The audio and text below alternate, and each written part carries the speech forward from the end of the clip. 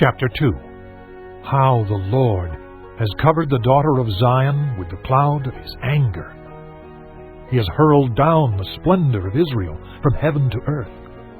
He has not remembered his footstool in the day of his anger.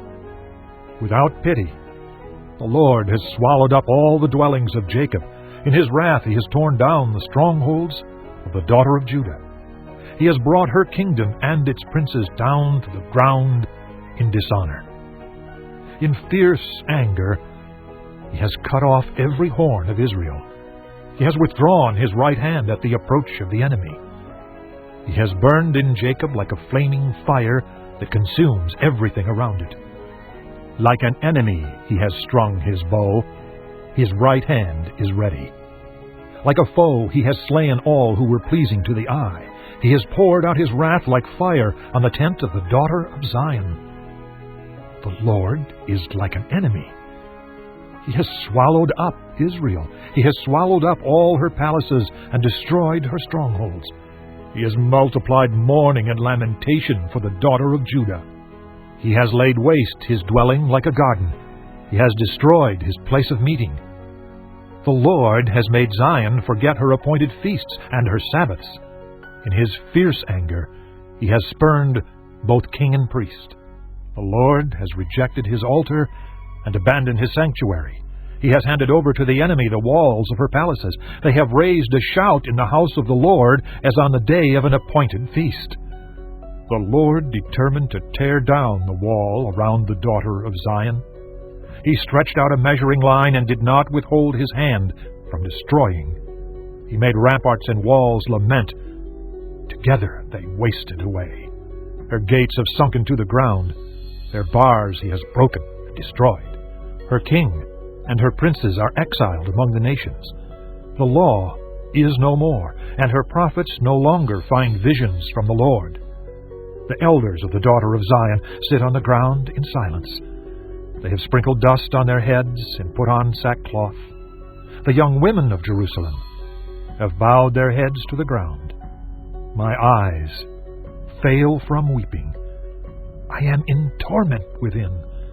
My heart is poured out on the ground because my people are destroyed, because children and infants faint in the streets of the city. They say to their mothers, "Where is bread and wine?" as they faint like wounded men in the streets of the city, as their lives ebb away in their mother's arms. What can I say for you? With what can I compare you, O daughter of Jerusalem? To what can I liken you that I may comfort you, O virgin daughter of Zion? Your wound is as deep as the sea. Who can heal you? The visions of your prophets were false and worthless. They did not expose your sin to ward off your captivity. The oracles they gave you were false and misleading. All who pass your way clap their hands at you. They scoff and shake their heads at the daughter of Jerusalem.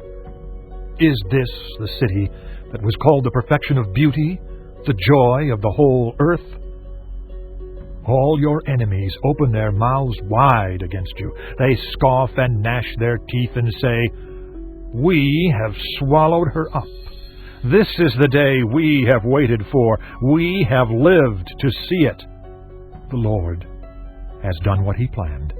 He has fulfilled his word, which he decreed long ago.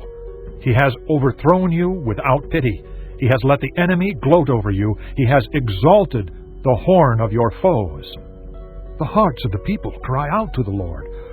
O wall of the daughter of Zion, let your tears flow like a river day and night. Give yourself no relief, your eyes no rest.